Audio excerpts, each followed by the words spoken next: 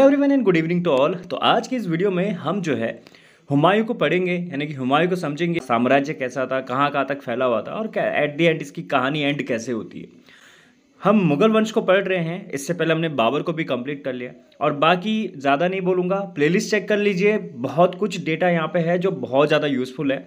और सबसे बड़ी बात, ब्लफ नहीं कर रहा हूँ, ऐसे नहीं कि 2-4 वीडियोस बनाई होंगी और बस ऐसे ही। आप एक बार प्लेलिस्ट चेक कर लो, एंशिएंट इंडियन हिस्ट्री कंप्लीट मिलेगी, पॉलिटी कंप्लीट मिलेगी और मिडिवल हिस्ट्री भी काफ़ी कुछ हो गया है। हम मुगल पे पहुँच चुके हैं, तो जाओ चेक करो, पहले इस वीडियो को देख लो, कंटेंट कैसा है, एक्सप्लेनेशंस कैसे हैं, जो डेटा अवेलेबल हो रहा है वो कितना है, क्या है।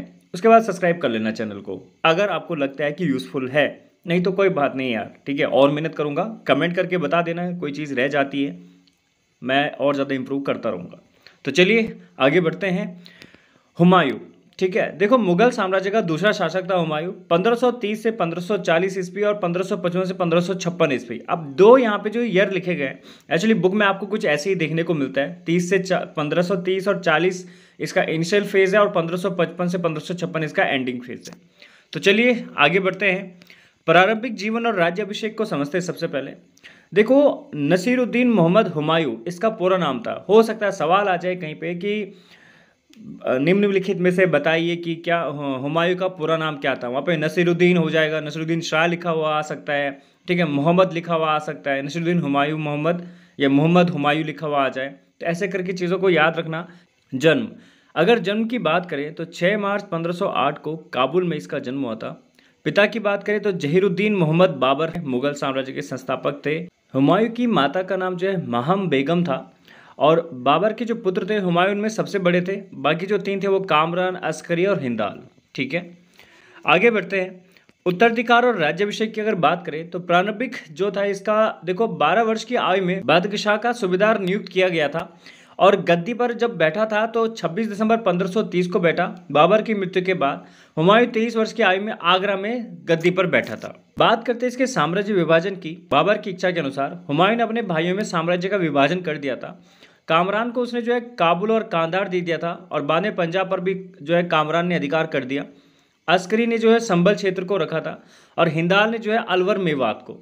यह विभाजन उसकी एक बड़ी राजनीतिक भूल साबित हुई थी, क्योंकि उसके भाइयों ने बाद में उसका साथ देने से मना कर दिया और उसी के विरुद्ध जो है षड्यंत्र उन्होंने रचने शुरू कर दिए थे।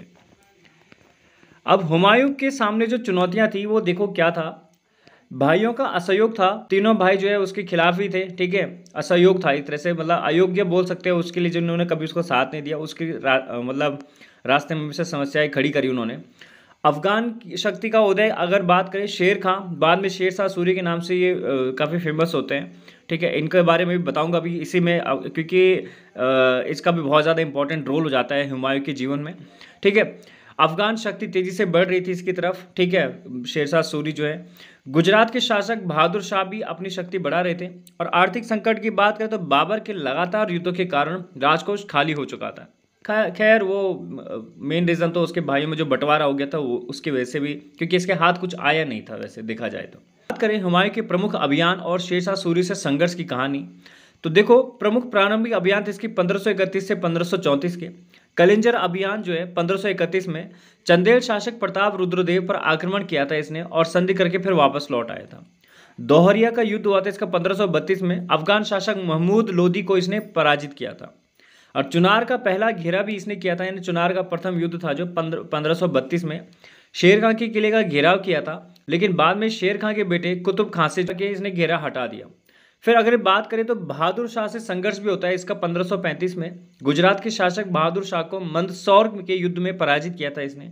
मालवा तथा गुजरात पर इसने अधिकार कर लिया, लेकिन जल्दी यह क्षेत्र भी उसके हाथ से निकल गया। कुल मिला के इसने जितनी बार इसने कोशिश की, कहीं पे सफलता मिलती थी, लेकिन बाद में वो सफलता फिर ज़्यादातर इसके पास टिकती नहीं थी।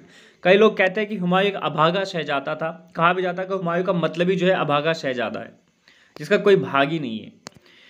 वही बात करें शेर शाह सूरी के निर्णायक संघर्ष की। अब शेर शाह सूरी के साथ देखो, इसका चौसा का युद्ध होता है, कन्नौज का युद्ध होता है, जो काफ़ी ज़्यादा फेमस है, ठीक है। पर पहले मैं थोड़ा सा शेर शाह सूरी के बारे में भी आपको बता देता हूँ। देखो, शेर शाह सूरी भारत में ना द्वितीय अफगान वंश का शासक रहता है, मतलब एक अफगान वंश का संस्थापक भी यही था, ठीक है, द्वितीय अफगान वंश का संस्थापक। जो प्रथम था वो कौन था, जरा कमेंट करके बताना थोड़ा बहुत अगर आपको पता है इस बारे में। ठीक है, और ये जो 1540 से लेके 1500 जो है 45 तक इसका मतलब शेरशाह सूरी का जो है शासन चलता रहता है, और इसका जो वंश चलता रहता है वो चलता है 1555 तक। ठीक है, इसके अलावा जो है इसका जो जन्म हुआ था वो 1472 में हुआ था। ठीक है, और बजबरा नाम करके एक जगह थी, बजबरा। ठीक है, और कई जगह उसको नरनौल भी कहा जाता है। ठीक है, तो नरनौल करके एक जगह थी, वहाँ पे इसका जन्म हुआ था। ठीक है, बचपन में इसको फरीद कहा जाता था। फरीद, अगर कहीं पर पूछा जाए कि शेरशाह सूरी का बचपन का नाम क्या था तो फरीद था।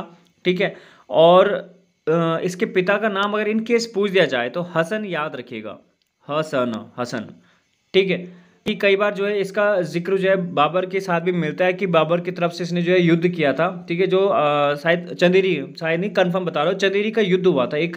तो चंदेरी के युद्ध में इसने जो है बाबर के साथ से इसने मतलब बाबर की ओर से इसने युद्ध लड़ा था। ठीक है ना, चलिए आगे बढ़ते हैं। काफ़ी है इसके बारे में जो इन्फॉर्मेशन मैंने आपको बताई, रफली बता रहा हूँ, बाद में शेरशाह सूरी को एक अलग से टॉपिक बना के मैं आपको बता दूंगा इसके बारे में काफ़ी कुछ।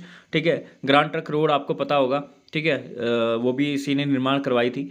तो चलिए अब जो युद्ध है हुमायूं पे हम फोकस करते हैं। हुमायूं की अगर बात करें तो चौसा का जो युद्ध हुआ था 1539 में, चौसा बक्सर के निकट बिहार में ये जगह पड़ती है। हुमायूं की सेना यहाँ पे पराजित हो जाती है इस युद्ध में। हुमायूं के घोड़े को समेत जो है नदी में कूदकर अपनी जान बचानी पड़ती है। ठीक है, इस विजय के बाद जो है शेर खां को शेर शाह की उपाधि यहाँ पे दे दी गई थी, इसलिए ये इंपॉर्टेंट हो जाता है चौसा का युद्ध। ठीक, कन्नौज की बात करें, बेलग्राम का युद्ध भी कहा जाता है इसको 1540 में। शेरशाह सूरी ने हुमायूं को फिर से निर्णायक रूप से पराजित कर दिया था और हुमायूं को भारत छोड़कर भागना पड़ा था। ठीक है, शेरशाह सूरी ने द्वितीय अफगान साम्राज्य सूर्यवंश की स्थापना कर दी थी फिर 1540 में। ठीक है, द्वितीय अफगान वंश की। ठीक है, बात करते हैं निर्वसन काल। ठीक है, 1540 से 1555 का, जब वो भटकता है मतलब, ठीक है, कई वर्षों तक। तो पराजय के बाद हुमायूं जो है 15 वर्षों तक सिंध, फारस, ईरान, कांधार में निर्वासित जीवन जीता रहता है, भटकता रहता है इधर उधर।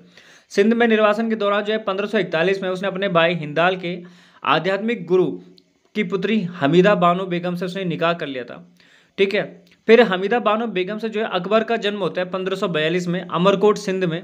ठीक है, और वहाँ का ये जो अमरकोट सिंध होता है, ये जो यहाँ पे एक महल होता है, वो महल होता है वीरसाल का। ठीक है, जो राजा वीरसाल होते हैं यहाँ के, उनका महल होता है। ठीक है, तो अकबर का जन्म जो है वीरसाल महल में होता है, याद रखिएगा, वीरसाल के महल में हुआ था। ठीक है, अमरकोट सिंध प्रांत में। जब ये ईरान में शरण लेता है, शाह तामस्य प्रथम ने इसको सैन्य सहायता दी थी। तो इसके बाद जो है फिर ये काबुल और कांधार पर अधिकार करता है। ठीक है, ईरानी सेना की मदद से हुमायूं ने 1545 में कांधार और काबुल पर अपने भाई कामरान को हराकर पुनः अधिकार कर लिया था। ठीक है, फिर जो है ये मुगल सत्ता की पुनर्स्थापना करता है 1555 में। अब इसको ये अवसर कैसे मिलता है, देखो 1545 में शेरशाह सूरी की मृत्यु और उसके उत्तराधिकारी इस्लाम शाह की मृत्यु हो जाती है 1553 में। ठीक है, बाद में सूरी साम्राज्य कमजोर हो जाता है, उसमें गृह युद्ध छिड़ जाता है, आपसी मतभेद हो जाते हैं। फिर मच्छीवाड़ा का युद्ध होता है 1555 में। हुमायूं ने अफगान सरदार नसीब खां और ततार खान को पराजित किया था और पंजाब पर अधिकार कर लिया। फिर सरहिंद का युद्ध होता है जून 1555 में। हुमायूं ने सिकंदर शाह सूरी को पराजित किया और दिल्ली तथा आगरा पर पुनः अधिकार कर लिया। इस प्रकार 15 साल बाद मुगल सत्ता की स्थापना यानी पुनर्स्थापना हो गई। तो देख रहे हो, कमबैक इसको कहते हैं। ठीक है ना, ये होता है कमबैक। आप आजकल ट्रेंड में चल रहा है ना, इसका कमबैक हो गया, उसका कमबैक हो गया। अरे ये कमबैक तो जो है सदियों पुराना है। ठीक है, कई 100 सालों पुराना है, इसीलिए उसका नाम ऐसे ही नहीं है। हालांकि शुरुआती दौर देखो उसने काफ़ी स्ट्रगल किया था, तो इसलिए कहते हैं ना कि हार नहीं माननी चाहिए। स्ट्रगल देखो उसके देखा जाए तो सब कुछ उसके पास था। शुरुआत में चांदी की चम्मच लेके पैदा हुआ था, लेकिन वो चम्मच जो उसकी विरासत नहीं, उससे छीन दी उसके भाइयों ने। सब कुछ ही भाइयों ने भी क्या, उसके पापा जो भी थे मतलब बाबर ने जो है खुद ही मतलब सत्ता का बंटवारा ऐसे कर दिया कि उसके हाथ कुछ भी नहीं लगा। लेकिन देखा जाए तो उसने हार नहीं मानी, थोड़ा भटका, थोड़ा हारा, लेकिन एट दी एंड तक उसने जो है काफ़ी कुछ अचीव कर लिया था। तो एक जीवन में और क्या चाहिए। ठीक है, तो इसलिए नेवर गिव अप। चलिए आगे देखिए, मृत्यु की बात करते हैं। तो जनवरी 1556 में दिल्ली में स्थित पुस्तकालय दीन पनाह या शेर मंडल जिसको कहा जाता है, वहाँ से सीढ़ियों से नीचे उतर रहा था और फिसल कर गिरने से उसकी मृत्यु हो गई थी। ठीक है, बस एंडिंग थोड़ा सा काफ़ी, क्योंकि काफ़ी अच्छा कमबैक था, लेकिन एंडिंग जो है क्लाइमेक्स थोड़ा सा जो है ऐसे ही हो गया। इतिहासकार लेन लुपन ने हुमायूं के बारे में कहा, हुमायूं जीवन भर लड़खड़ाता रहा और लड़खड़ाते हुए उसने अपनी जान दे दी। ठीक है।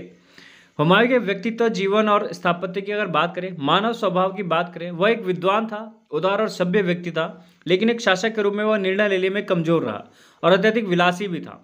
ज्योतिष और अंधविश्वास की बात करें तो ज्योतिष में बहुत विश्वास रखता था। 7 दिन के कपड़े वो पहनता था। ठीक है। रविवार को पीला कपड़ा पहनना, सोमवार को सफेद कपड़ा पहनना, शनिवार को काला कपड़ा पहनना। ठीक है। तो ये वो करता रहता था। रचना की बात करें तो उसकी बहन गुलबदन बेगम ने उसकी जीवनी पर हुमायूंनामा लिखी थी। तो कभी हो सकता है पूछा जाए कि हुमायूंनामा किसके द्वारा लिखी गई, तो गुलबदन बेगम के द्वारा लिखी गई थी। वास्तुकला की बात करें, उसने दीनपना नामक एक शहर की नींव रखी थी दिल्ली में। और इसके मकबरे की अगर बात करें तो उसकी मृत्यु के बाद उसकी पत्नी हाजी बेगम यानी हमीदा बानो बेगम ने दिल्ली में उसका मकबरा बनवाया था और ताजमहल का पुरोगामी उसको माना जाता है। ठीक है। यह 4 बाग शैली का प्रयोग करने वाला पहला भारतीय मकबरा है। मैं वैसे इनको अभागा शहजादा तो नहीं कहूँगा। हाँ, ये कह सकते हैं कि ये ऐसा इंसान था जिसको विरासत में कुछ नहीं मिला, लेकिन जीवन भर संघर्ष किया। एट दी एंड अच्छा कमबैक भी हुआ, पर जो है डेथ जो है थोड़ा सा वैसी हो गई। अगर कहीं किसी वॉर में मरता तो वो ज़्यादा अच्छा लगता, पर चलो ठीक है, उसने जीवन भर संघर्ष किया और एट दी एंड चले गया। तो ठीक है दोस्तों, ये थे हुमायूं। बाकी मिलते हैं नेक्स्ट वीडियो में। मैं आपको एक शेरशाह सूरी के ऊपर सेपरेट वीडियो बना के कर दूंगा अपडेट यहाँ पे। ठीक है। तो ठीक है, फिर इस वीडियो में इतना ही। सब्सक्राइब कर लेंगे अगर यहाँ तक देख रहे हो तो। ठीक है।